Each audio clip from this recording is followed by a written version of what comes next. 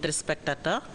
Également profiter pour remercier l'UNICEF pour avoir donné l'opportunité à la CLM de partager ce plateau avec des collègues, mais également avec des partenaires dans le cadre des interventions que la CLM mène pour l'amélioration de l'état nutritionnel.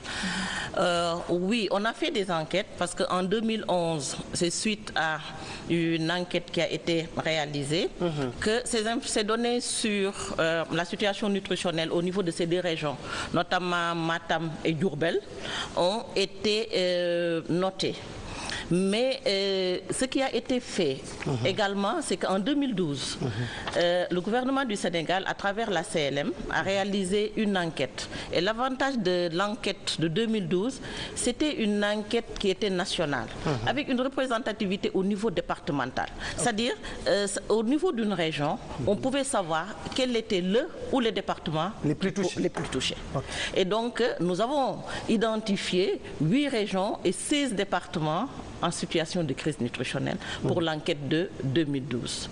Et je pense qu'au cours des discussions, nous pourrons avancer dans la situation nutritionnelle. Qu'est-ce qui explique concrètement que ce soit Matam et Diourbel les régions les plus touchées?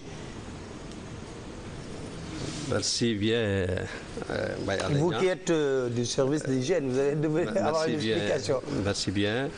Je voudrais aussi vous remercier de l'invitation et profiter également pour présenter nos vœux pour les téléspectateurs pour que 2013 soit une année excellente dans tous les domaines.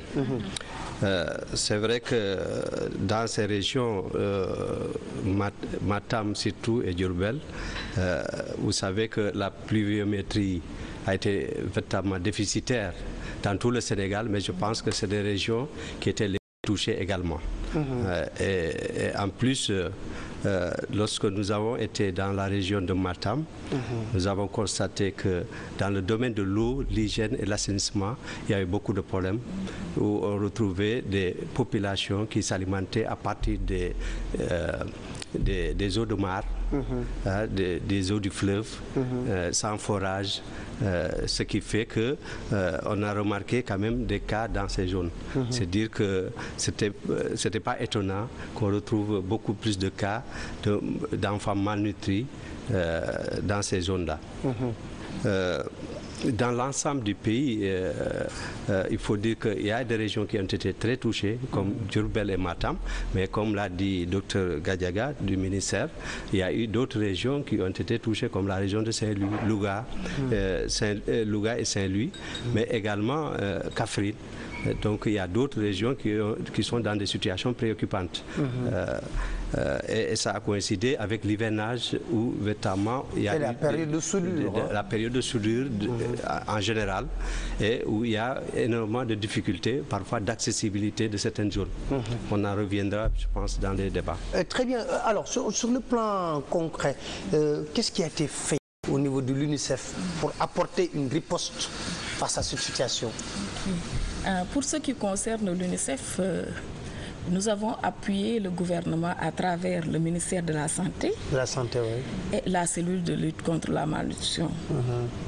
Pour l'appui au ministère de la Santé, donc ça a consisté à renforcer le système, à renforcer les capacités des prestataires pour la prise en charge de la malnutrition aiguë sévère. Parce que Pape Alé, lorsque la crise est arrivée, je peux vous avouer qu'il n'y avait pas beaucoup de structures fonctionnelles par rapport à la prise en charge de la malnutrition. Ça a été un choc. Ça a été vraiment un choc que le système n'a pas pu vraiment contourner. Donc il fallait vraiment recréer les centres, donc les rendre opérationnels, en formant les prestataires, mais également en leur dotant de matériel et d'aliments thérapeutiques. Donc ça, c'est un aspect par rapport au système de santé. Toujours par rapport au système de santé, comme je l'ai dit tantôt, les causes de la malnutrition sont multiples. Donc il faut vraiment savoir prendre en charge les cas, mais aussi savoir faire de la prévention en jouant sur le levier eau, hygiène, assainissement. Il y a cet aspect. Il y a l'autre aspect, c'est la communication. Parce que les aspects... La sensibilisation. Parce que les causes sont multiples. Il y a la sécurité alimentaire des ménages qui jouent, mais également, il y a les comportements au niveau même des familles et les aspects liés aux soins de santé et à l'eau, hygiène, assainissement. Donc il fallait vraiment agir sur tous ces leviers pour vraiment vaincre ce problème de malnutrition. C'est ce qui fait que l'UNICEF a appuyé ce plan de riposte qui intègre plusieurs aspects, la prise en charge de la malnutrition, l'eau, hygiène, assainissement, mais les aspects également de communication et de santé. L'autre aspect, nous avons aussi appuyé la cellule de lutte contre la malnutrition qui travaille au niveau communautaire pour l'intensification des services de nutrition communautaire, mais également leur extension géographique. Donc, au-delà de l'appui au système de santé et au niveau communautaire, nous avons également joué un grand rôle dans le plaidoyer. Parce que, comme l'a si bien dit le docteur Gadiaga, la malnutrition, c'est une réalité au Sénégal. Mais avant, on se disait, quand on regardait les images, on disait que ça, c'est en Éthiopie, peut-être. Maintenant, on se rend compte que vraiment c'est un problème réel. Et vous, les médias, vous avez joué un grand rôle pour l'acceptation de cette problématique. Alors, ce que j'aimerais bien savoir, docteur Aïda Gadiaga, c'est là, je précise, au niveau du ministère de la Santé et de l'Action sociale, comment vous avez coordonné le travail pour être efficace? Voilà, merci Pape Alé, parce qu'au niveau du ministère, à l'issue de l'enquête SMART qui avait révélé ces 2 régions critiques, on a élaboré un plan de riposte et on a convié tous les partenaires pour appuyer ce plan de riposte. On a été au niveau des 2 régions, notamment Matam et Diourbel, faire une évaluation des capacités de riposte, de prise en charge de ces régions. Après cette évaluation, on s'est rendu compte qu'il y a des gaps importants du point de vue formation, du point de vue équipement au niveau des structures et du point de vue des médicaments à utiliser. Et dans ce sens-là, le ministère, comme l'a dit Aïssatou, avec l'appui de l'UNICEF, a pu vraiment réhabiliter les structures fonctionnelles pour la prise en charge. Parce que pour Est-ce que préciser, la prise en charge était gratuite? Je vais en venir. Donc pour préciser, dans une structure, il faut une unité, si c'est un poste pour la récupération et l'éducation nutritionnelle. Si c'est un centre ou un hôpital, il faut un centre de récupération. Donc, c'est des aménagements pour les postes ou c'est des structures qu'on va rendre fonctionnelles. Et avec ce plan de riposte, on a pu rendre fonctionnels 11 crèmes. Ça veut dire des centres de récupération et d'éducation nutritionnelle pour les masses qui sont compliquées. Ça veut dire au niveau des hôpitaux et des centres de santé. On a pu réhabiliter 171 urènes dans les postes. Pour vous dire que le ministère, en allant vers les régions, a pu identifier les gaps, a pu les combler. Et cela nous a permis, à l'heure du bilan au niveau de ces 2 régions, de prendre en charge 12 260 et quelques enfants qui étaient malnutris aigus sévères. Et pour une autre précision, quand on vous dit qu'un enfant est malnutri aigu sévère, cela veut dire que cet enfant a 9 fois plus de risque de mourir qu'un enfant normal. Donc, avec ce plan de riposte, le ministère est arrivé à opérationnaliser ces structures et à sauver 12 000 et quelques enfants. Dans ces 2 régions. Dans ces 2 régions. Alors, par rapport à ce bilan exhaustif, est-ce qu'on peut avoir aussi sur la malnutrition, vous, au niveau de la cellule? Oui, merci Papa Alice. Un bilan, oui. Précis. Mais je veux juste répondre à une de vos questions. Tout à l'heure, vous avez demandé à Baldé pourquoi ces 2 régions, Matam et Diourbel. Et je pense qu'il faut dire, par rapport à Matam et Diourbel, depuis 2009, les enquêtes nutritionnelles qui ont été réalisées ont toujours montré ces 2 régions en situation de crise. Pourquoi? C'est parce que les causes sont plutôt structurelles. C'est-à-dire au niveau de ces 2 régions, il y a des déterminants sur lesquels on n'a pas encore agi. Baldé en a parlé, il y a l'accès à l'eau. Il y a également l'accessibilité des populations aux services de santé. C'est des zones qui sont très reculées, qui n'ont pas souvent toujours accès au système de santé. C'est des zones où l'accès à l'eau potable peut poser problème également, mais c'est des zones où en période de soudure, il y a une insécurité alimentaire. Donc il y a des causes profondes.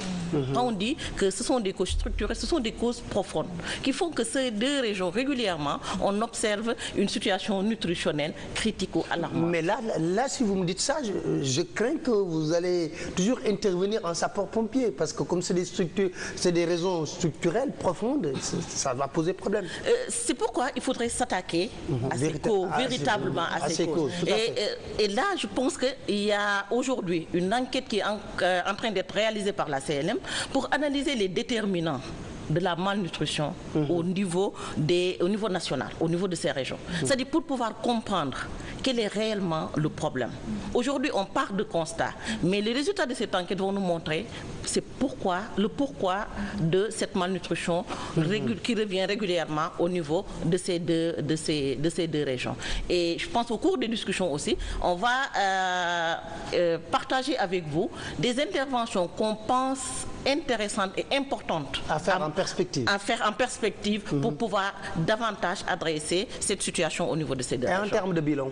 Oui, en termes de bilan, la cellule de lutte contre la malnutrition qui aujourd'hui assure la mise en œuvre et le suivi des projets et programmes de nutrition mène des activités préventives.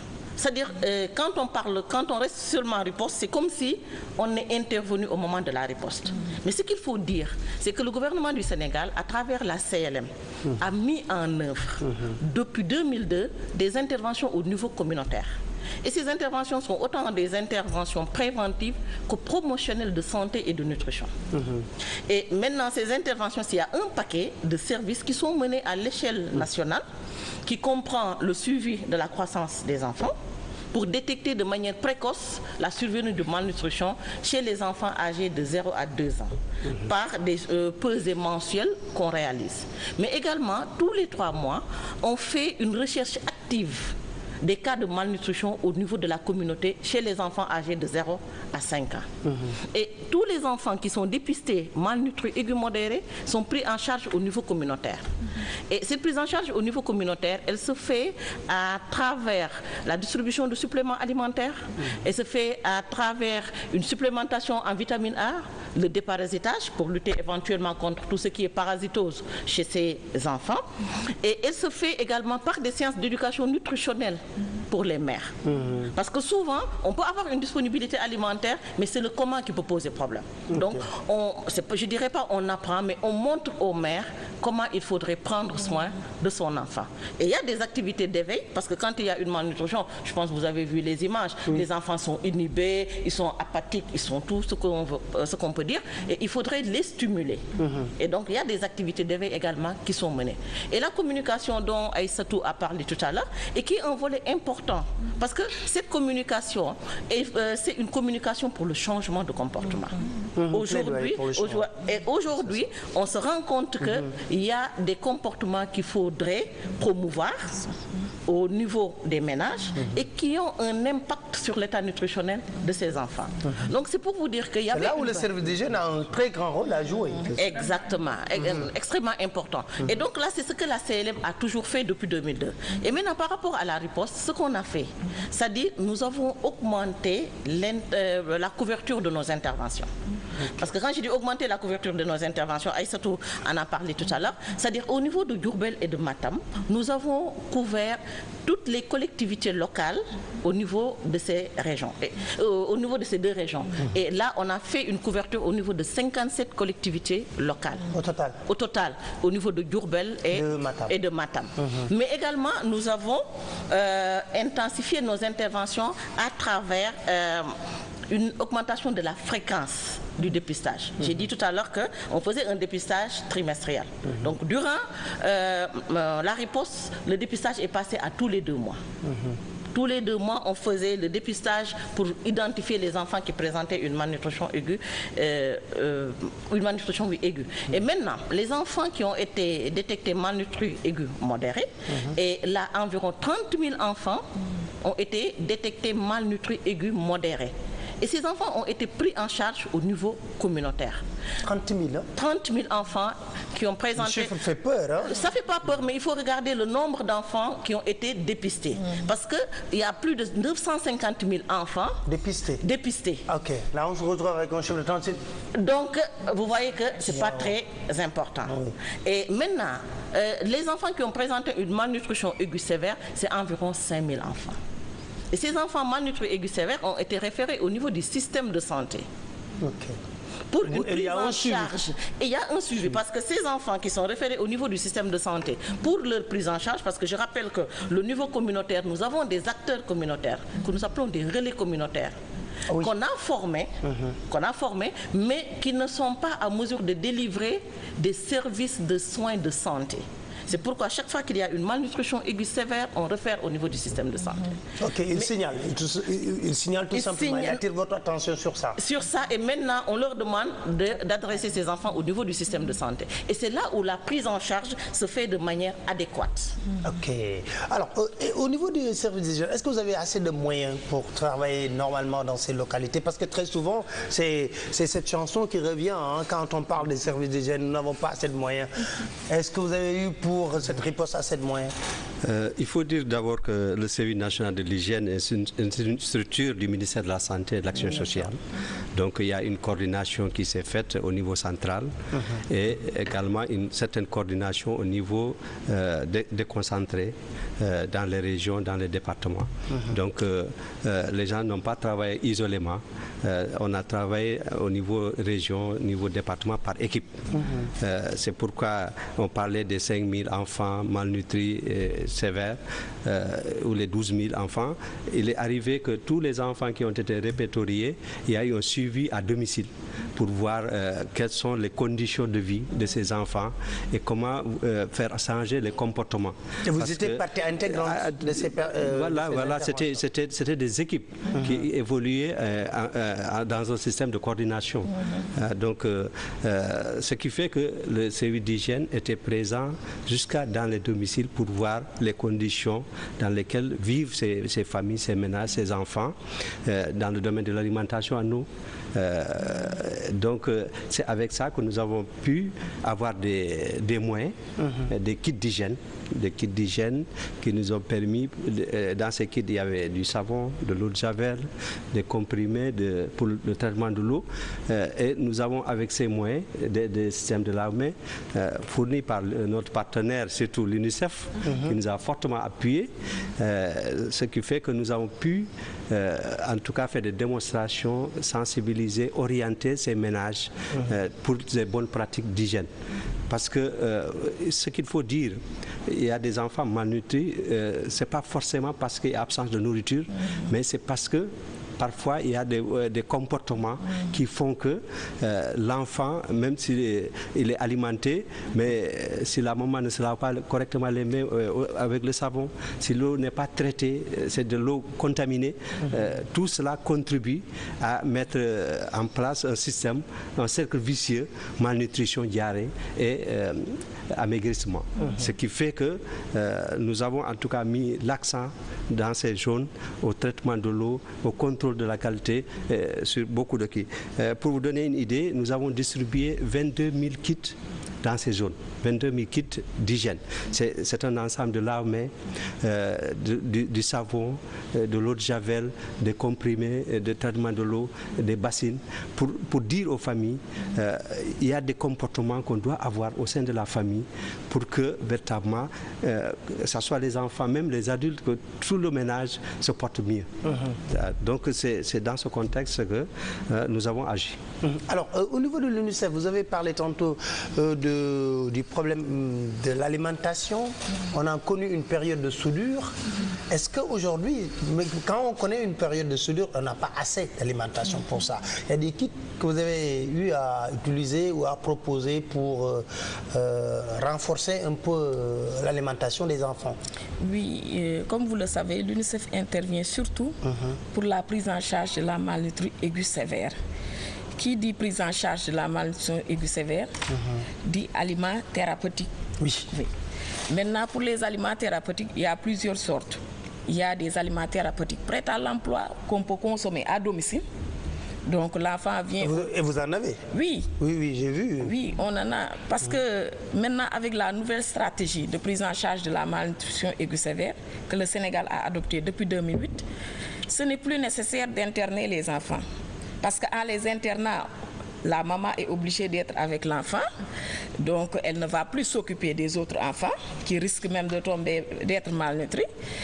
La maman aussi ne va plus faire ses occupations, ne va plus travailler, donc peut-être pour nourrir la famille ou autre chose.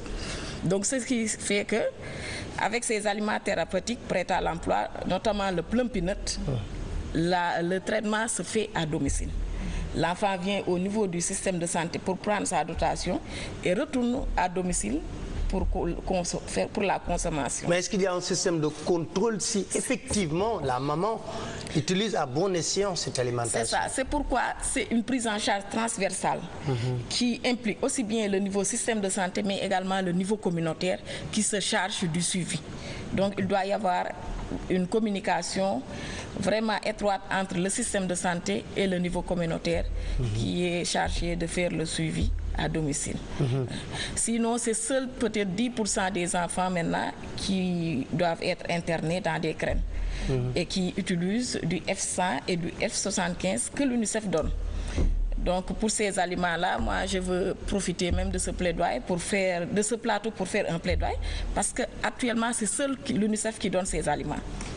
Alors vous voulez quelles sont les structures qui sont censées aussi pouvoir donner ces... C'est ça. Maintenant je me dis que peut-être le gouvernement, notamment le ministère de la Santé, peut vraiment l'intégrer dans la liste des médicaments essentiels.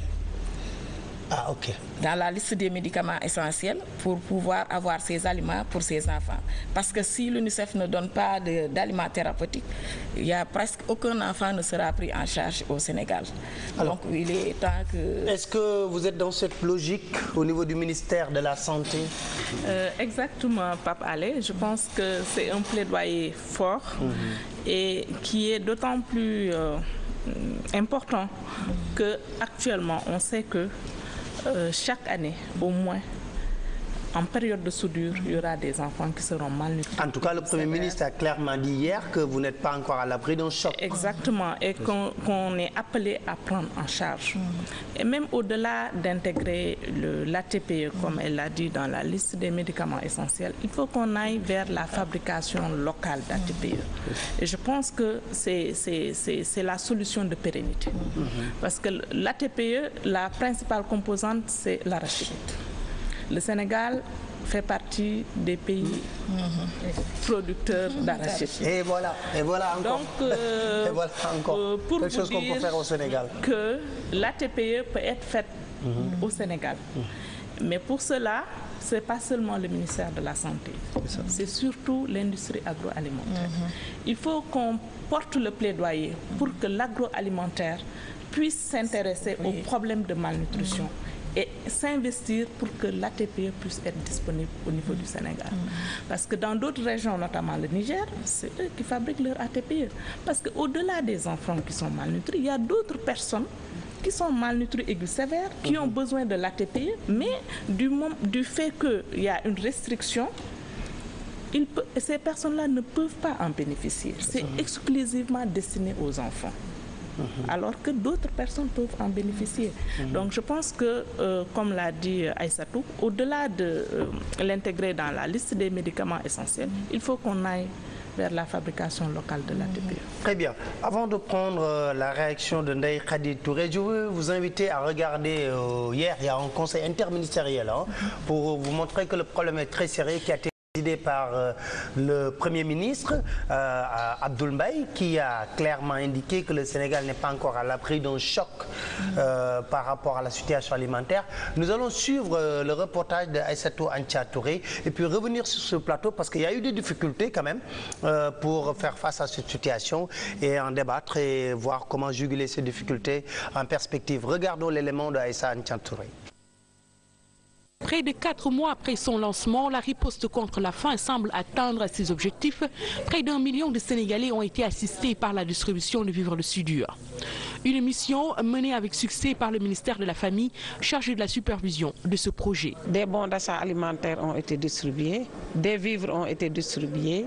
Dans le cadre de l'aliment de bétail, des dispositifs ont été pris pour que le bétail puisse survivre à cette période de soudure. Et pour les activités de nutrition, des enfants touchés ont été assistés. Donc, comme vous le savez, tantôt, on l'a dit tantôt, on a dépassé même le nombre de bénéficiaires estimés, qui était estimé à 800 000. Et vous voyez, comme vous le voyez, on a assisté plus de 800 000. Donc près d'1 million, plus d'1 million même, ont été assistés par cette activité-là. Les partenaires à l'image du PAM, de la FAO, de l'UNICEF, mais aussi de l'OMS, ont joué un rôle déterminant dans ce projet. Grâce à leurs actions communes, le Sénégal est sorti de la zone rouge. Néanmoins, malgré ces bons résultats, la vigilance s'impose. Il reste encore certaines zones à sécuriser. Cet appel du PAM a poussé le Premier ministre Abdoul Mbaye à proposer la mise en place d'un plan de secours à la faim inspiré du plan Orsec bien connu. Nous avons un plan Orsec quand il s'agit de catastrophes et notamment d'inondations. Il faut mettre en place une structure opérationnelle capable de prendre en charge, toujours en relation avec les partenaires, un plan de gestion des crises alimentaires et nutritionnelles. Et dans la conception de ce plan, il faudra avoir recours également aux compétences des partenaires techniques et financiers. L'État et ses partenaires sont aujourd'hui conscients du long chemin qui reste à parcourir avant d'arriver à une bonne autosuffisance alimentaire. La poursuite du plan de riposte s'impose toujours avec les bonnes stratégies. Alors, une réaction par rapport à ce conseil interministériel? Oui, moi, la réaction que j'ai par rapport à ce conseil, oui, c'est vrai, on a connu une crise. Et là, des interventions ont été menées. Mais ce qu'il faudrait, il faut aller au-delà. C'est-à-dire, il faudrait maintenant réfléchir sur comment éviter ces crises. C'est en perspective qu'on va aborder cette question, mais vous avez rencontré des difficultés de coordination avec les différents acteurs qui étaient autour de ce problème. Exactement, oui, parce que y avait plusieurs acteurs qui mettaient en œuvre. Et on a eu de légères difficultés dans la coordination des intervenants et des interventions. Parce que vous savez, quand il y a une crise, tout le monde dit qu'il faut aller vite. Et quand il faut aller vite, tout le monde veut intervenir en même temps. Et c'est là où... Mais qui chapeaute en réalité c'est le comité d'intervention, je ne sais pas comment vous l'appelez, mais qui chapeaute? C'est le ministère, parce que j'ai vu le ministère de la Femme. Or, c'est le ministère de la Santé que je vois qui intervient, qui chapeaute en réalité. Exactement. C'est-à-dire au niveau du ministère de la Famille, effectivement, il y avait un comité. Un comité était mis en place pour gérer cette crise. Et ce comité, c'était plutôt un comité par rapport à tout ce qui était aspect en rapport avec la sécurité alimentaire. Et au niveau du ministère de la Santé, il y avait également un comité mais qui gérait les aspects sanitaires. Donc je pense que, mais c'était pas quelque chose de mauvais, parce que dans la mesure où c'était juste une synergie qu'on recherchait par rapport à la mise en place de ces différents comités. Et aujourd'hui, comme vous l'avez vu, on a pu juguler cette crise par l'entremise de ces comités, mais par l'entremise aussi des interventions au niveau opérationnel. Parce que vous savez, les comités, ils donnent des orientations, mais la mise en œuvre, c'est-à-dire le gros du problème est mis en œuvre au niveau opérationnel. Et c'est au niveau opérationnel que plusieurs interventions ont été menées. Et ces interventions, si je prends par exemple l'exemple de la CLM par rapport à cette crise, c'est-à-dire le dépistage que la CLM a fait a permis aux mères d'enfants malnutris d'aller au niveau du système de santé. Parce que ce qui se passait auparavant, les mères, on les dépistait, mais ils restaient encore au niveau communautaire. Parce qu'il y avait un problème d'accessibilité financière. C'est-à-dire quand vous allez au niveau du système de santé, vous devez payer. Mais avec l'appui de l'UNICEF par rapport à cette crise, on a pu mettre à la disposition des mères un appui pour leur permettre non seulement d'aller au niveau des structures de santé, où la prise en charge, elle était gratuite. par rapport à la malnutrition aiguë sévère, mais également où les ordonnances pour les enfants étaient également prises en charge gratuitement. Et si je prends l'exemple de la région de Matam, il y a eu autour du gouverneur également un comité de coordination des intervenants. C'était le cas aussi à Diourbel. C'était le cas également à Diourbel. Donc vous voyez, c'est-à-dire au niveau opérationnel, là, effectivement, il y a eu des structures de coordination des interventions. Et là, ça, ce qui a permis d'avoir une synergie, mais également de rationaliser les ressources et les interventions, parce que c'était important. C'était important, c'est vrai. Alors, au niveau de l'UNICEF, vous n'avez pas déploré un peu ce manque? Bon, je ne peux pas parler de cacophonie. Comme dit, c'était pour l'objectif, c'était d'être plus pragmatique, et être efficiente. Alors, permettez-moi également de réagir par rapport au conseil interministériel. Moi, il y a quelque chose qui est très intéressant que le Premier ministre a évoqué, c'est le plan de contingence. Ok.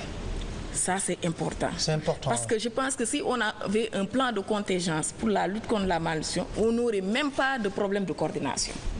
On allait savoir qui va faire quoi, où, quand, avec quelles ressources. Donc ça, c'est déterminant. Il faut qu'on ait un plan de... Et ça va vous faciliter, vous, le travail? Bien sûr. Parce que vous allez connaître vos interlocuteurs. Bien sûr, tout le monde. Parce que là, il n'y aurait pas de problème de coordination. Pour les ressources aussi, on saura qui doit donner quoi. Vraiment, c'est important. Il faut vraiment que le pays puisse se doter d'un plan de contingence. Parce que le fait qu'on n'avait pas ce plan a quand même amené quelques contraintes, même si la réponse est satisfaisante. Donc, il y a eu quand même quelques contraintes qui sont un peu liées à ce manque de plan de contingence. Alors, au niveau du service d'hygiène, est-ce que vous continuez le travail? Oui, on continue le travail. Parce que des fois, bon, ça c'est l'habitude bien sénégalaise, hein, quand tout se tasse, bon, on se retire. Actuellement, nous sommes en train de mettre en place, surtout dans les zones rurales, une approche qu'on appelle l'assainissement total piloté par la communauté, qui est une approche qui va participer à l'amélioration des conditions de vie des populations elles-mêmes. En ce sens que cette approche permet de lutter contre le péril fécal, qui est une source de maladies diarrhéiques. En ce sens qu'on amène les populations à réaliser elles-mêmes des ouvrages d'assainissement qu'elles utilisent. Il ne suffit pas d'avoir des ouvrages, mais il faut les utiliser. Et en même temps, au-delà de ces ouvrages, de l'utilisation, il y a d'autres critères comme le lavage des mains, des systèmes de lavage de mains qu'on met dans les toilettes, le traitement de l'eau à domicile, et également on fait un contrôle de suivi de la qualité de l'eau. Donc tous ces aspects, on les déroule dans certains villages. On avait ciblé, par exemple, durant la période passée, 40 villages dans la zone de Matam, avec l'UNICEF, mais aujourd'hui il y a d'autres bailleurs comme le GSF qui est en train d'intervenir dans la zone de Matam, qui a ciblé beaucoup de villages, ce qui fait que à la longue on finira par vraiment avoir une proportion de villages déclenchés important. Tout récemment, j'ai été à Mbacké, dans la région de Diourbel, où également l'UNICEF et le GSF sont en train de mettre en place cette approche. C'est une nouvelle approche qui pousse les populations à se prendre en charge dans le domaine du péril fécal. Et on sait que le péril fécal, les maladies diarrhéiques contribuent fortement à la malnutrition, du cercle vicieux, maladie diarrhéique, qui est déficience d'aliments, et ça va contribuer effectivement à des cas de malnutrition sévère. Très bien. Alors, Aïssatou Dioum Sow a posé un problème qui est très important. Qu'est-ce qui explique au niveau du ministère de la Santé qu'il n'existe pas une structure prête déjà en cas de crise pour aller affronter le problème et trouver des solutions? Qu'est-ce qu'il explique? D'accord. Merci, Pape Alé. En fait, permettez-moi de revenir un peu sur certaines questions, notamment la coordination. En fait, il faut rappeler que par rapport au ministère de la Santé, le plan de riposte a été élaboré depuis avril. Nous, à la suite de l'enquête SMART, on n'a pas attendu une déclaration officielle de crise alimentaire et nutritionnelle. On a essayé de gérer les aspects sanitaires de cette crise nutritionnelle. Donc le ministère, et je pense que c'est la première fois au Sénégal, qu'à la suite d'une enquête, qu'on mette en place un plan de riposte. À la suite de ce plan de riposte qui date d'avril 2011, donc on a eu à faire les régions, on a commencé à dérouler certaines activités. Est-ce que vous n'étiez pas seul? Non. On était avec les partenaires, on était avec la SAELM. Mais c'était pour vous dire qu'on n'avait pas officiellement déclaré la crise alimentaire. C'est un peu pour vous expliquer l'antériorité du comité. Ah, d'accord. Voilà. Donc, quand maintenant l'État a refusé de reconnaître la crise alimentaire alors que la crise était là. Ce que je peux vous dire, c'est que le ministère de la Santé avait commencé à élaborer un plan et à dérouler. Maintenant, quand on a eu à déclarer officiellement la crise alimentaire et nutritionnelle, et je pense que ça interpelle au premier plan la famille.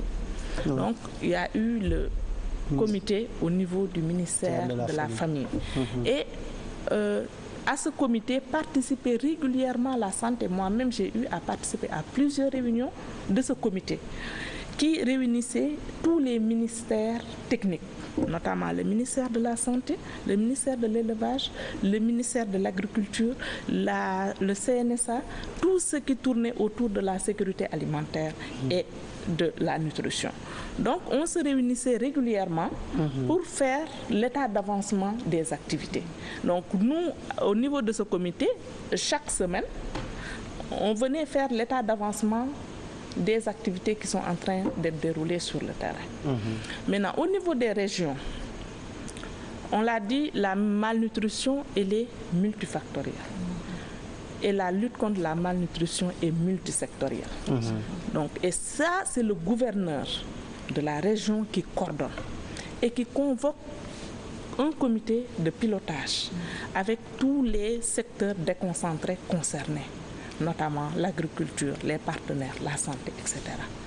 Pour vous dire que, comme l'a dit Ndeye Khady, c'était des initiatives qui sont en synergie. Mais comme c'est la première fois, peut-être il y a eu un peu des décalages, ça se comprend. Et je pense que la première leçon que le Sénégal va tirer, c'est un plan de contingence. Et là, on va le tirer, c'est pas seulement le ministère de la Santé, parce que je vous l'ai dit, la lutte contre la malnutrition est multisectorielle. Donc, c'est pas seulement le ministère de la Santé qui va réfléchir sur ce plan de contingence. Je pense qu'il y aura la SAELM, il y aura tous les secteurs concernés pour voir qu'est-ce qu'on va faire, quand est-ce qu'il faut donner l'alerte et à qui s'adresser, quelle activité mener, qui fait quoi. Très bien. Donc, ça veut dire, oui, allez-y, juste pour voir, par rapport au plan de contingence, à votre niveau, comment vous voyez ça? C'est-à-dire... Moi, la question que je me suis toujours posée, c'est, parce qu'on a eu à faire une émission sur la malnutrition, l'absence d'articulation réelle entre les différents acteurs, chacun de son côté qui mène son travail par rapport, alors qu'une synergie d'action pouvait être plus efficace. Bon, ça c'est tout le rôle de la cellule de lutte contre la malnutrition. Parce que aujourd'hui, Dr Aïda l'a dit, les causes de la malnutrition sont multifactorielles, il faut des interventions multisectorielles. C'est-à-dire aujourd'hui, si on veut arriver à lutter de manière durable contre la malnutrition, il faut cette approche multisectorielle. Il faudrait que tous les secteurs qui sont impliqués dans la lutte contre les déterminants de la malnutrition puissent trouver un cadre. Et je pense que la cellule de lutte contre la malnutrition est aujourd'hui ce cadre que le gouvernement a mis en place et qui regroupe l'ensemble des secteurs et que ces secteurs puissent travailler en synergie pour pouvoir intervenir au niveau opérationnel par des activités et des stratégies complémentaires pour arriver à lutter contre cette malnutrition. Donc ce plan de gestion de la crise doit être un plan de gestion qui va intégrer cette approche multisectorielle. Parce qu'aujourd'hui, un seul secteur ne peut pas arriver à bout de la malnutrition. Ce n'est pas un problème seulement sanitaire, ce n'est pas seulement un problème de sécurité alimentaire. Il y a d'autres actions qu'il faudrait mener et il y a d'autres déterminants qu'il faudrait adresser pour arriver à éliminer ou arriver à lutter durablement contre cette malnutrition qui de plus en plus sévit au niveau du... Comme nous ne sommes pas à l'abri, alors le plaidoyer doit être aussi un important élément pour vous au niveau du service d'hygiène. Ça veut dire, pourquoi vous ne communiquez pas très souvent? On communique. Je veux dire que d'abord nous sommes un corps paramilitaire, donc il y a une réglementation avant d'aller vers les médias. C'est pour vous dire que moi je suis tout à fait d'accord par rapport à ce que disait le Premier ministre, qui en plan Orsec, à l'image de ce qui se fait pour les inondations, qu'on pense à avoir un plan de contingence qui va regrouper tous les secteurs, que ce soit l'agriculture, l'hydraulique, le transport routier, les infrastructures, notamment la santé, le développement communautaire, c'est un ensemble. Je disais que la nutrition, le cas de malnutrie, c'est pas forcément l'absence de nourriture. Il y a plusieurs éléments qui interviennent. Le déséquilibre, la formation des ménages, ainsi de suite. Donc, je dire que, notamment, il y a plusieurs secteurs qui doivent intervenir. Le plaidoyer, c'est comment faire en sorte que les gens changent de comportement dans les zones reculées pour qu'ils puissent prendre en charge leurs enfants, leur famille, par, je ne sais pas, par une alimentation équilibrée par rapport à la production locale. Comment amener ces familles à les plats culinaires, mettre en place des systèmes avec les graines, je ne sais pas. Mais les nutritionnistes doivent donner les bonnes réponses. Voilà, mais je vais vous interpeller par rapport à ça tout à l'heure. Ça, c'est important qu'au niveau des villages, qu'on puisse former des femmes à la prise en charge des enfants pour la nourriture. On peut voir des adultes bien portants et à côté des enfants qui ne s'alimentent pas correctement. Et malheureusement, c'est la culture sénégalaise. L'enfant ne doit pas toucher le plat, ne doit pas prendre les bonnes choses. Voilà. Pour les grands, c'est une culture bien sénégalaise. Alors, au niveau de l'UNICEF, dites-nous concrètement, au niveau du plaidoyer, qu'est-ce que vous demandez à l'État du Sénégal? Ça, c'est votre cheval de bataille. Ça, je suis très à l'aise. Donc, pour le plaidoyer, moi, je vais commencer par les aliments thérapeutiques. Je pense que le gouvernement du Sénégal doit faire quelque chose. Parce que même pour la riposte, le gouvernement a contribué dans la partie sécurité alimentaire, donc les aliments. Mais la partie nutritionnelle, il n'y a pas une contribution de l'État. Donc presque tout a été géré avec l'appui des partenaires techniques et financiers. Donc il est important qu'on puisse vraiment rendre pérennes nos actions. Pour cela, il faut que les aliments thérapeutiques soient vraiment intégrés dans la liste des médicaments essentiels, au-delà même de la production locale. L'autre aspect pour la pérennisation, c'est la formation des prestataires. Pape Ali, moi je pense qu'il est important qu'un médecin qui sort de l'université ou bien un infirmier qui sort de l'école de formation soit outillé pour prendre en charge correctement les cas de malnutrition aiguë sévère, ce qui n'est pas actuellement le cas. Parce que pourquoi? Oui, là, ils sortent, je pense que j'ai mes collègues médecins, mais ils sortent d'abord de l'école, mais il faut aller encore les renforcer, ce qui est très coûteux. Ce qui est très coûteux. Donc, on gagnerait à travailler sur les curricula pour que vraiment chaque médecin ou bien chaque infirmier qui sort soit outillé par rapport aux nouvelles stratégies de prise en charge de la malnutrition aiguë sévère. Sinon, l'autre aspect pour le plaidoyer, c'est la gratuité des soins. Les enfants malnutris aigus sévères, généralement, sont des enfants de familles pauvres. Donc, s'ils doivent payer le ticket pour accéder à la structure de santé, payer les médicaments, sans compter le transport et la prise en charge de l'accompagnant, ça pose des problèmes. Moi, je pense qu'il est important aussi de travailler sur la gratuité des soins chez les enfants souffrant de malnutrition aiguë sévère. Sinon, l'autre aspect, c'est le système d'information. Comme on dit, l'information est le nerf de la guerre. C'est important. Sans l'information, on ne peut pas savoir où cibler. Parce que les ressources sont rares. Donc, il faut savoir bien cibler. Vraiment, et pour cela, il faut de l'information. Je pense qu'on gagnerait à avoir un système d'information format qui prend en compte les bons indicateurs par rapport à vraiment cette nouvelle problématique de malnutrition aiguë, sévère. Le Sénégal est confronté. Donc c'était vraiment ça. Mais alors vous êtes directement interpellé par ça, la gratuité des soins, la sensibiliser, allez-y. Ok, Pape, allez, par rapport, bon, je commencerai par la gratuité des soins, parce que comme elle l'a dit, c'est très très important. Et au début de la réponse, ça avait vraiment constitué un frein à la prise en charge des enfants. Et je pense que oui. En fait, les enfants dépistés n'allaient pas au niveau des structures. Il n'y a pas un budget que l'État avait voté pour ça? Bon, par rapport au budget, moi je pense que là, il faut qu'on se projette, hein, parce qu'on est dans la couverture universelle. Et je pense qu'avec ça, le problème de la prise en charge, au-delà même des enfants malnutris, le problème de la prise en charge des enfants va être réglé. Mais quand le Premier ministre parle de plan Orsec, que j'imagine, dans sa tête, parce que pour le plan il y a un budget qui est dégagé par l'État du Sénégal. Hein.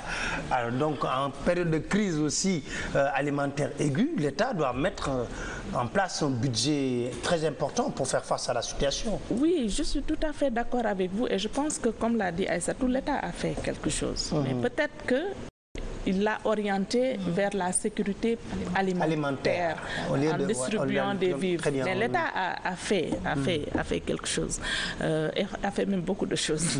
Et donc, pour revenir un peu à la couverture universelle, et je pense que c'est ça qui va régler le problème. Parce qu'on a travaillé tout dernièrement avec l'UNICEF et d'autres partenaires sur la gratuité des soins des enfants de moins de 5 ans, au-delà même de la malnutrition pour presque toutes les maladies cibles.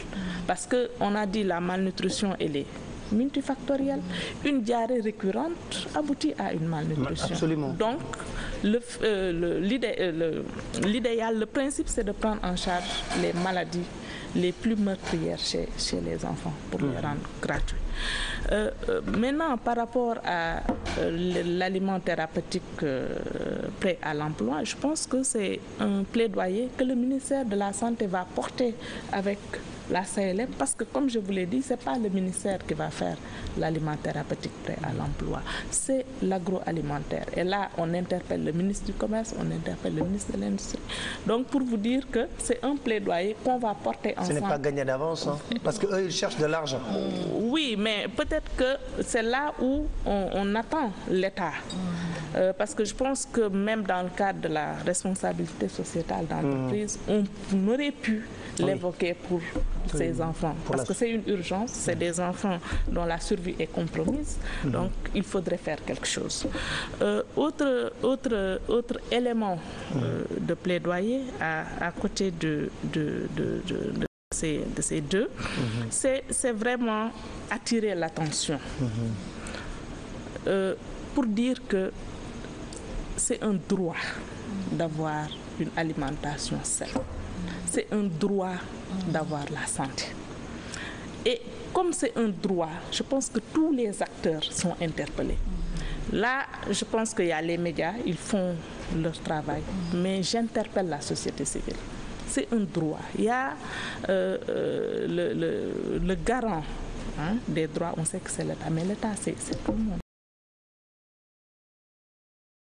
Parce que la société civile devrait s'autosaisir.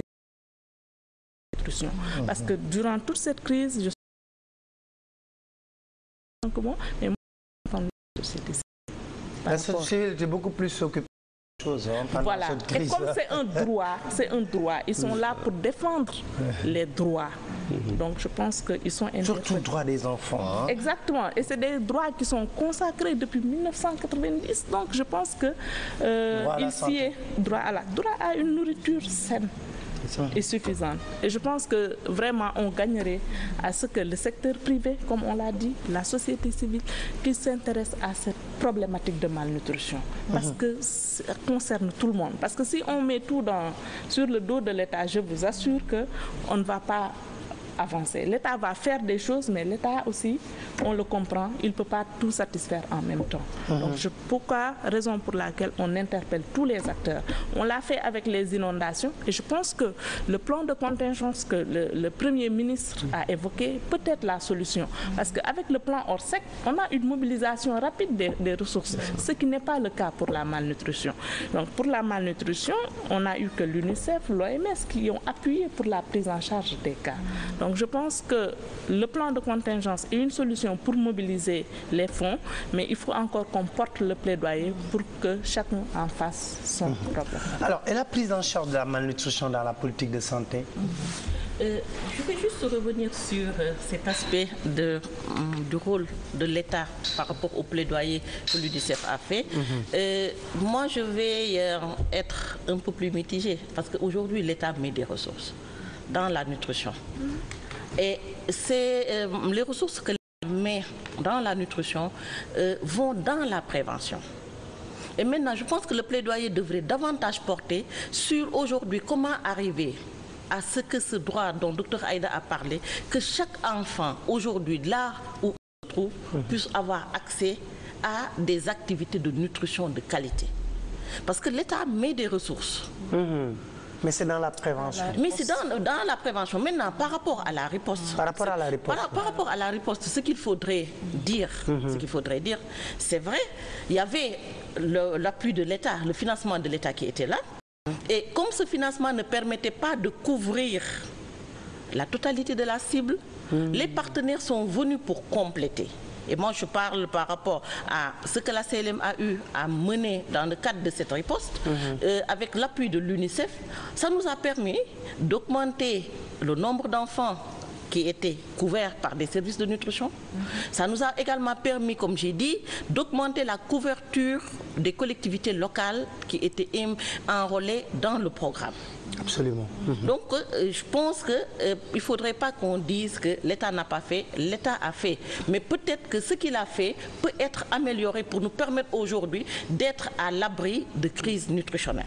Parce que si aujourd'hui on arrive à assurer une couverture totale des enfants au niveau de toutes les localités, au niveau de toutes les zones, sûrement... Est-ce que c'est possible? C'est tout à fait possible. Il faut juste avoir les ressources pour le faire. Aujourd'hui, le dispositif existe. Les compétences existent, il faut juste avoir les ressources pour pouvoir le faire. Mais souvent, on dit que les chiffres ne sont pas exacts. Les chiffres qui sont donnés ne sont pas exacts par rapport à la prévention. Quels chiffres? Les chiffres par exemple, les enquêtes qu'on mène par rapport à la situation sur la sécurité alimentaire, sur la malnutrition des enfants. Est-ce que c'est réactualisé, je veux dire? C'est-à-dire, bon, c'est vrai qu'il faut dire par rapport aux enquêtes, on a souvent des problèmes de données. De données par rapport à ces enquêtes.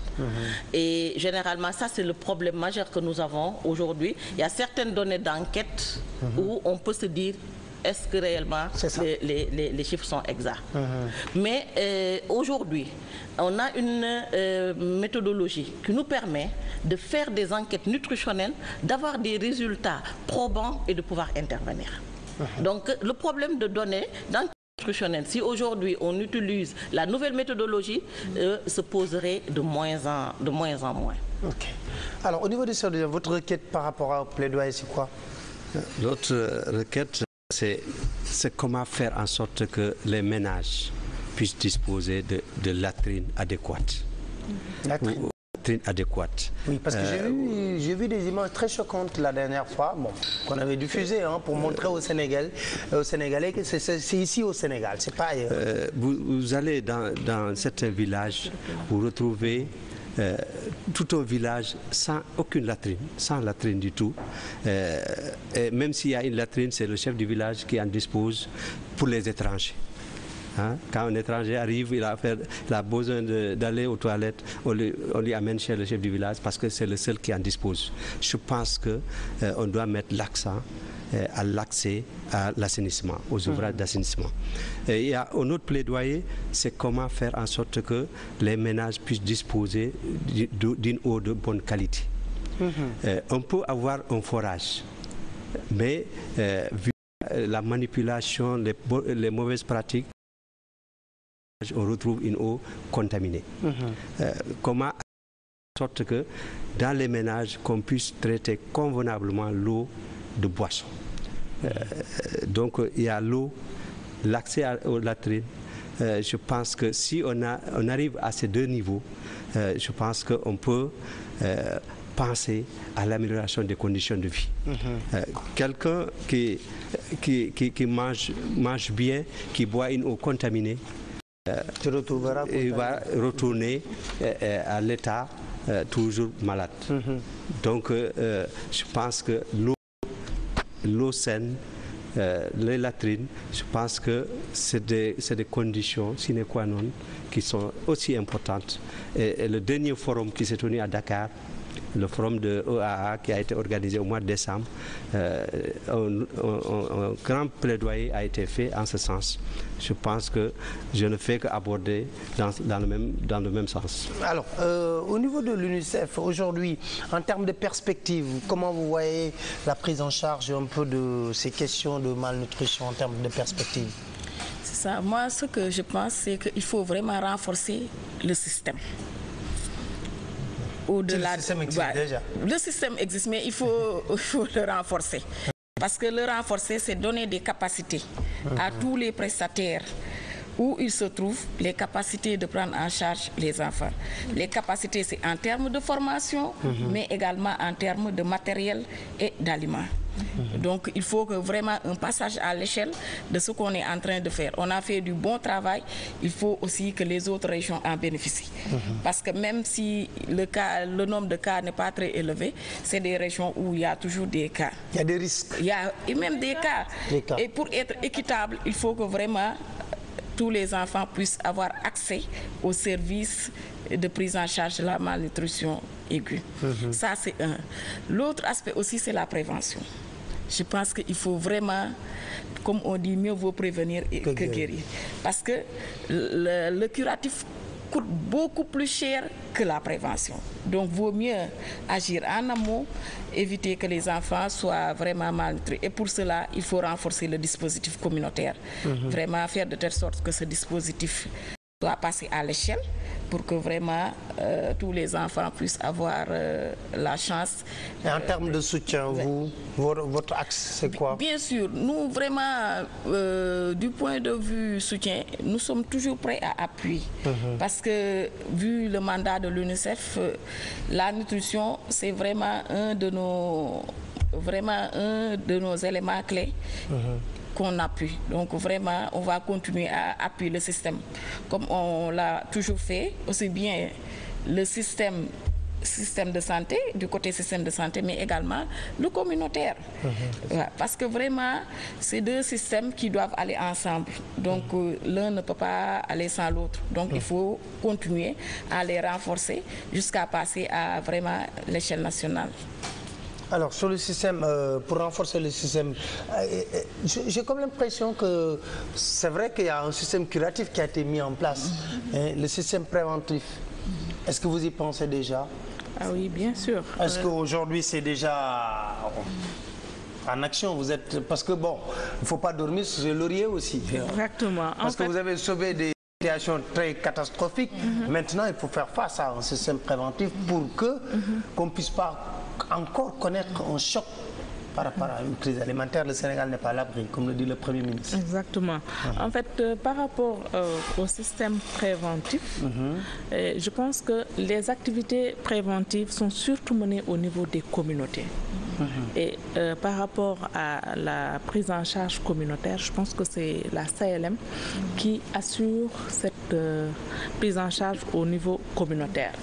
Mais ce qu'il faut préciser, c'est que même si cette prise en charge est assurée au niveau communautaire par la CLM, on est en étroite collaboration avec le système curatif. Parce que on va prévenir, mais quand le cas est là, il faut agir. Il faut agir. Cela me permet de revenir sur un aspect qui est relatif au curricula. Et je pense que le curriculum, on en est conscient. Il faut qu'on le revoie. Parce qu'il y a de nouveaux normes et de nouveaux normes et protocoles pour la prise en charge de la malnutrition aiguë. Moi, ce qu'on m'avait appris à l'université pour la prise en charge de la malnutrition n'est plus valable actuellement. Parce que la science évolue. Donc, faudrait qu'au niveau du curriculum, aussi bien de médecine que des écoles de formation des infirmiers et tout, qu'on revienne sur une révision des curricula. Maintenant, par rapport toujours au curatif, en plus de réviser les curricula, il faudrait que le matériel pour dépister puisse être disponible dans toutes les structures.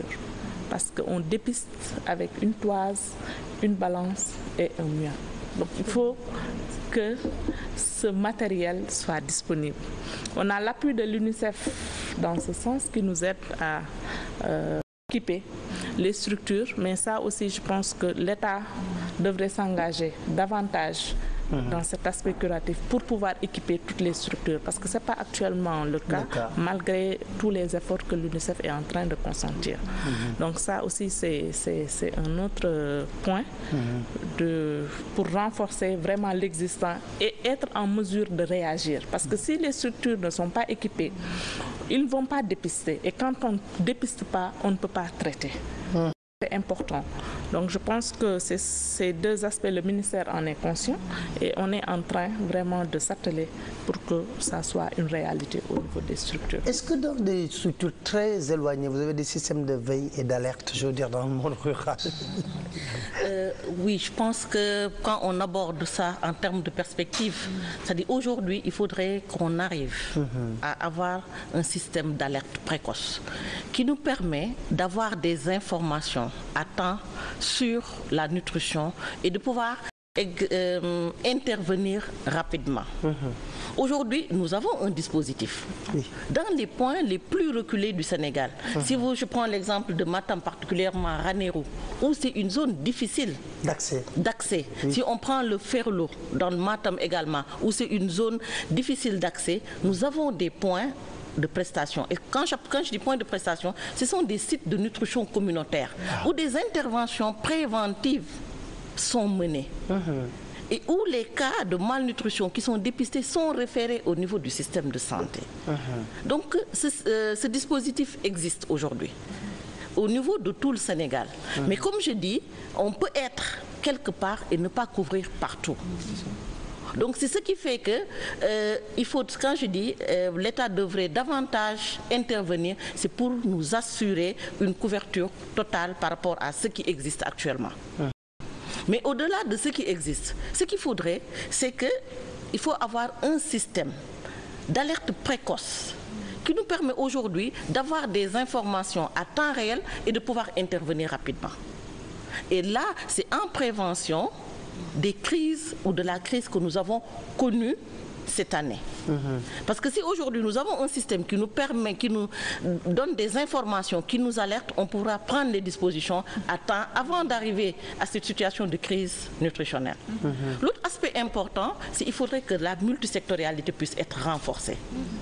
Aujourd'hui, un seul secteur ne peut pas prendre en charge une crise nutritionnelle ou une situation nutritionnelle défavorable dans une zone localisée. C'est-à-dire qu'il va falloir que tous les secteurs puissent intervenir. L'agriculture devra intervenir pour ces aspects en rapport avec la sécurité. L'hydraulique devrait intervenir pour ces problèmes d'accès à l'eau potable. Le ministère de la Famille devrait intervenir par rapport à ces aspects de protection sociale. Il faudrait également qu'on puisse développer la résilience des communautés. C'est-à-dire qu'il faudrait que les communautés, aujourd'hui, on puisse les aider à faire face au choc. Parce qu'on sait que la période de soudure, on la connaît.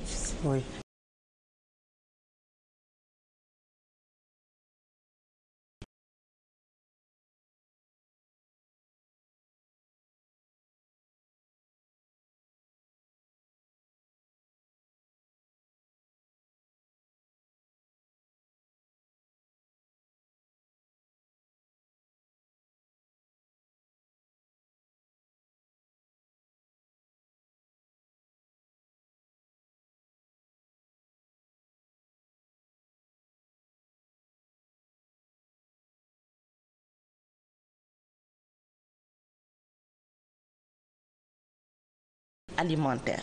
Et que maintenant, quand la période de soudure va arriver, ces communautés vont déjà disposer de ressources alimentaires qui vont leur permettre de faire face à cette crise. Mais on sait que pendant la période de soudure, les enfants sont également le plus touchés. Et ces enfants sont touchés parce que le régime alimentaire varie. C'est réduit en quantité, mais c'est réduit également par rapport à la qualité. Et c'est là où les carences en micronutriments surviennent. Et durant la période de soudure maintenant, la CLM va mettre en place un projet de fortification à domicile. C'est quoi? C'est-à-dire ce sont des poudres de micronutriments qui vont contenir du fer, qui vont contenir de la vitamine A, de l'iode, qu'on va rajouter à l'aliment de l'enfant pour augmenter la qualité de cet aliment et également couvrir les besoins nutritifs de l'enfant. Ah, ça c'est excellent ça. Donc là, c'est toujours dans le cadre de cette perspective et pour faire face aujourd'hui à cette situation. J'ai comme l'impression que vous avez tiré les leçons de l'année dernière. Oui, exactement, mais c'est ça, il faudrait apprendre. Il faudrait apprendre de ce qui s'est passé pour pouvoir maintenant mettre en place des interventions qui nous permettront de prévenir cette situation de crise. Bon. Alors, Baldé, vous, en termes d'intervention, qu'est-ce que vous nous promettez pour 2013 pour éventuellement qu'on n'ait pas en tête une phase curative, beaucoup sur une phase préventive? Mais ce qu'il faut surtout retenir, c'est que, comme elle le disait tout à l'heure, la période de soudure souvent coïncide à la période des inondations, à la période de fortes pluies, à une période où accéder à certains villages devient difficile. En général, quand vous allez dans certaines zones, on dit le mois d'août, c'est le mois le plus difficile, parce qu'il n'y a pas d'abord la récolte du maïs, les réserves sont finies. Mais touchons du bois, je pense que cette année, on a eu une bonne saison quand même. Voilà. Et que donc, la récolte a été très bonne. Voilà. Donc, souvent, c'est cette période de l'année où il y a toujours des conditions difficiles. Et les conditions d'hygiène également, avec les pluies, avec les d'eau, et ainsi de suite. Il y a une contamination des points d'eau. Vous savez, dans beaucoup de zones rurales, c'est les puits qui servent d'alimentation en eau potable. Et ces puits avec le périfécal également, avec ces eaux de ruissellement, il y a des contaminations et il y a augmentation de maladies diarrhéiques. C'est dire que tant qu'on ne mettra pas l'accent au plan de contingence, l'assainissement, la qualité de l'eau, en tout cas un plan d'urgence, un plan de contingence global, je pense que les difficultés seront amoindries, mais ne seront pas systématiquement éliminées. Ce que je voulais dire, c'est que je vous parlais d'une approche, l'ATPC, assainissement total piloté par la communauté. C'est une approche aujourd'hui qui permet aux populations de mettre fin à la défécation à l'air libre. Ces populations adhèrent au système de lavage des mains au savon, au traitement de l'eau, de boissons, avec l'eau de javel, avec des comprimés. Donc, ils mettent en place de bonnes pratiques d'hygiène. Et aujourd'hui, il y a plusieurs intervenants. Il y a l'USAID PEPAM qui intervient, il y a le GSF avec l'AGTIP qui intervient et il y a l'UNICEF qui intervient dans certaines zones. Nous avons aujourd'hui atteint plus de 500 villages au Sénégal qui ont été déclenchés et plus de 139 villages ont déclaré mettre fin à la défécation à l'air libre. C'est des villages où les conditions de vie ont changé. Ces villages, ils nous disent que les maladies diarrhéiques ont reculé. Et ça se voit quand vous arrivez dans ces villages. C'est dire que l'État devait mettre l'accent pour mettre en place, en tout cas pour appuyer cette approche, pour qu'on puisse passer à l'échelle. Je pense que si on parvient à faire cela, ces problèmes de maladies diarrhéiques, ces problèmes de malnutrition, si d'autres aspects sont réglés, seront qu'un mauvais souvenir. Alors, à vos rapports avec les relais communautaires, vous allez continuer le travail de sensibilisation de l'UNICEF? Comme vous le savez, l'UNICEF n'intervient pas directement. Donc nous, ce que nous faisons, nous appuyons les structures, les partenaires du gouvernement, donc à savoir le ministère de la Santé et à la CLM. Parfois aussi, il nous arrive de travailler avec le consortium des ONG. Et c'est dans ce cadre-là que nous appuyons les relais communautaires. Parce que, comme vous le savez, la malnutrition n'est pas seulement liée à un problème de manque de nourriture, mais il y a d'autres aspects qui sont importants, tels que les comportements. Donc, c'est juste pour rebondir par rapport au fait que vous avez dit qu'on a une bonne production cette année, mais cela ne va pas dire que l'année prochaine, on n'aura pas de malnutrition. Ah, ça, donc ça, il faut le garder à vue. Voilà. Donc, parce que vraiment, les causes sont multifactorielles. Donc, il y a toujours un risque. Il y a toujours un risque, ça, donc il faut... Ça, il faut voilà. Est-ce que vous êtes conscient de ce risque? Exactement. Et vous allez prendre les devants, j'espère. Oui, bien sûr. Et je pense que c'est là vraiment où il faut attirer l'attention. Parce qu'on dit toujours... La récolte est bonne cette année, peut-être on n'aura pas de malnutrition. Il faut rappeler qu'il y a certaines pratiques qui étaient de mise, qu'on a presque, je dirais même laissé tomber, c'est les greniers. Il y a la récolte, mais on va vendre toute la production. D'ici le mois de mai, juin, il n'y a plus de greniers. Il n'y a plus de greniers. Donc, parce que les paysans sont pauvres aussi, ils n'ont pas d'argent. C'est ce que je dis. Donc ça va être un cercle vicieux. On n'aura plus de réserve. On n'aura plus de réserve, comme on dit, ce n'est pas seulement la disponibilité. À côté de la disponibilité, il y a l'accessibilité. Donc, va se poser un problème d'accessibilité financière. Donc, à côté de cette accessibilité financière, va se poser le problème d'utilisation, comme on dit, les comportements. Donc, pour dire qu'on n'est pas à l'abri. Et comme on n'est pas à l'abri, c'est d'autant plus important qu'on est conscient à l'avance qu'on n'est pas à l'abri. Donc, une personne avertie, voilà. Donc, comme on est averti, je pense qu'on va prendre tous les secteurs qui sont concernés. Vous êtes déjà dans ce travail? Mais bien sûr. Donc, tous les secteurs concernés, là, sont en état de veille. Parce qu'on se dit qu'on a juste une période d'accalmie et qu'on s'attend vraiment à ce que une autre, je dirais pas crise, mais une autre situation préoccupante se présente à nos populations. Alors, et par rapport à la cellule, est-ce que vous travaillez sur le changement des comportements? Ça, je pense que c'est le leitmotiv de la cellule. C'est-à-dire toutes nos interventions... Parce qu'en fait, c'est ça le fond du problème. Hein, exactement. Toutes nos interventions sont soutenues par la communication. Et le volet communication occupe une place très importante au niveau du programme de renforcement de la nutrition. Parce que cette communication vise deux choses. Vise la promotion de comportements adéquats pour une bonne santé, une bonne nutrition. C'est-à-dire aujourd'hui, ce problème de comportement peut être à l'origine de problèmes chez les enfants.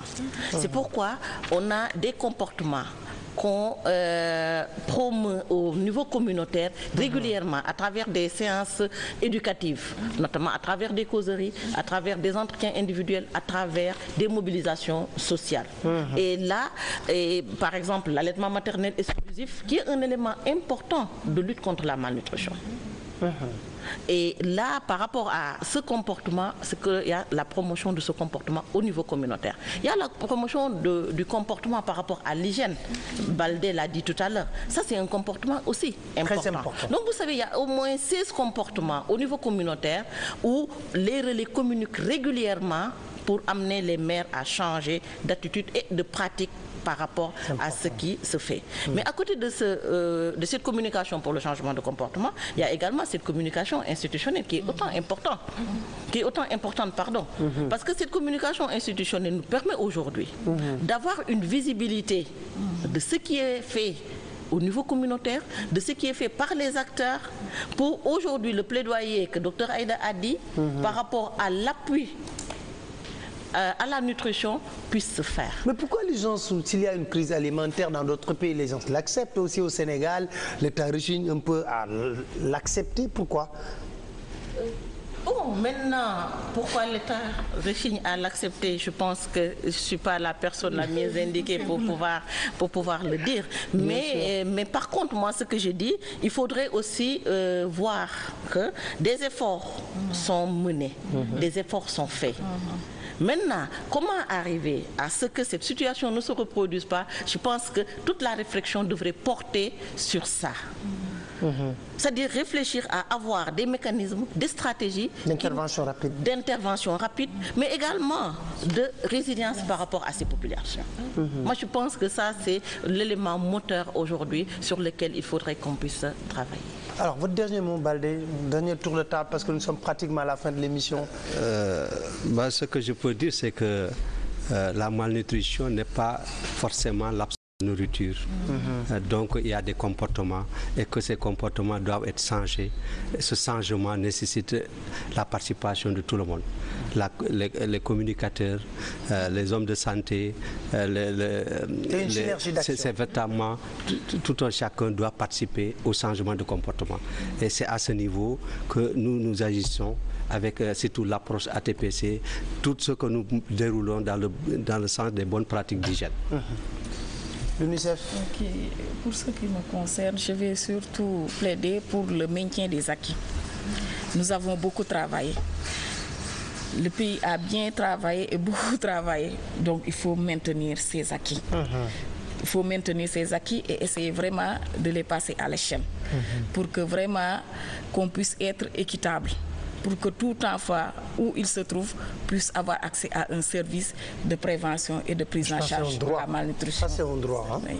Donc, c'est ça. Au niveau du ministère de la Santé, qu'est-ce que vous promettez aux Sénégalais en 2013? En fait, en 2013, c'est le passage à l'échelle, comme elle l'a dit, des interventions. Donc là, on est sur la région de Thiès, de Louga et de Saint-Louis. Au niveau de Matam et de Diourbel, quand même, vous avez pu... C'est déjà... Oui. Là, je pense que les évaluations vraiment ont montré que... vous avez pu canaliser... canaliser, même si les interventions continuent, parce que le dépistage va continuer, la prise en charge va continuer, mais par rapport aux régions de Matam et de Diourbel, je pense que les efforts importants qui ont été déployés ont donné des résultats. Même si... Comme on l'a dit, la malnutrition elle est multifactorielle. Tant que ces déterminants ne sont pas, le problème de ces déterminants n'est pas réglé, ce sera un problème récurrent.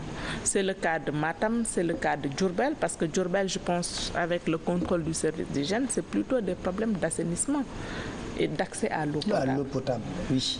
Donc je pense que le ministère de la Santé a son rôle à jouer par rapport au curatif, mais c'est ce que je dis toujours, on ne souhaiterait même pas en arriver là. Parce que le curatif, c'est la malnutrition aiguë sévère. Et je pense qu'on peut faire beaucoup de choses en amont, notamment avec le communautaire, pour qu'on n'en arrive pas. Et que vous coûtez moins cher peut-être. Exactement. Le docteur Ndeye Khady l'a évoqué tantôt. Il y a des comportements comme l'allaitement maternel qui ne coûte pas cher et qui peut vraiment protéger de la diarrhée, de la malnutrition. Et je pense que la promotion de ces comportements ne coûte pas cher. Et comme on le dit toujours, le curatif est beaucoup plus cher. Et comme le curatif est beaucoup plus cher, je pense que toutes nos actions doivent être concentrées sur la prévention. Et je pense que le plaidoyer, c'est encore la couverture des activités communautaires sur toute l'étendue du territoire. L'autre plaidoyer, c'est encore de revenir sur le fait que le droit à la santé est consacré. Le droit à une alimentation saine et suffisante est consacré. Donc j'interpelle tout le monde, tous les acteurs, pour qu'on prenne conscience que les enfants ont ce droit et que c'est maintenant, parce que l'enfant ne peut pas attendre. C'est maintenant que ses os se forment, c'est maintenant que son sang se fait, donc c'est maintenant qu'il faut agir. Alors, vous êtes en train de sourire parce que je pense que c'est un plaidoyer qui est très fort. Alors, que Dr Aïda a fait. Oui, même pour la CLM, sur 2013, c'est surtout mettre en œuvre le plan d'intervention suite à l'enquête SMART 2012, où on a identifié 14 départements qui présentent une situation nutritionnelle critique. Et au niveau de ces départements, les interventions seront intensifiées. Donc le suivi promotion de la croissance, le dépistage actif de la malnutrition, la prise en charge des cas de malnutrition aiguë modérée, et également la référence et le suivi au niveau communautaire des cas de malnutrition aiguë sévère. Et maintenant, on a beaucoup parlé de Matam, on a beaucoup parlé de Diourbel, mais Baldé l'a dit, Kaffrine pose également problème. La région de Kaffrine pose problème et je pense qu'il n'y a pas encore d'intervenants au niveau de Kaffrine ou de partenaires qui appuient par rapport à Kaffrine. Mais par rapport au fonds du gouvernement, nous allons démarrer ce plan d'intervention au niveau de 8 régions, 16 départements par rapport à la malnutrition. Et maintenant, mon plaidoyer va aller surtout à l'approche multisectorielle. Elle est déterminante et elle est importante. Absolument. Il faudrait que tous les secteurs puissent intégrer la nutrition au niveau de leurs documents de référence, mais également au niveau de leurs activités. Parce que de plus en plus, on parle de sécurité nutritionnelle et alimentaire. Et s'il faudrait arriver à cette sécurité nutritionnelle et alimentaire, il faudrait avoir une approche multisectorielle qui va nous permettre aujourd'hui d'adresser ces déterminants de la malnutrition. Peut-être une précision par rapport à la région de Kaffrine, comme elle l'a dit. Donc, on est conscient que la région de Kaffrine, de Tamba, sont en situation critique. Et que dans le cadre du passage à l'échelle, c'est des régions qui vont être enrôlées en même début 2013 par rapport au renforcement de capacité des prestataires, la dotation en intrants. Alors, donc c'était pour dire la même chose que l'UNICEF est en train d'appuyer pour vraiment la région de Kaffrine, Tambacounda, Kolda, Sédhiou, Fatick et Kédougou. Parce que nous, ce qu'on vise, c'est un passage à l'échelle nationale pour que vraiment tout le système, aussi bien le système sanitaire et communautaire,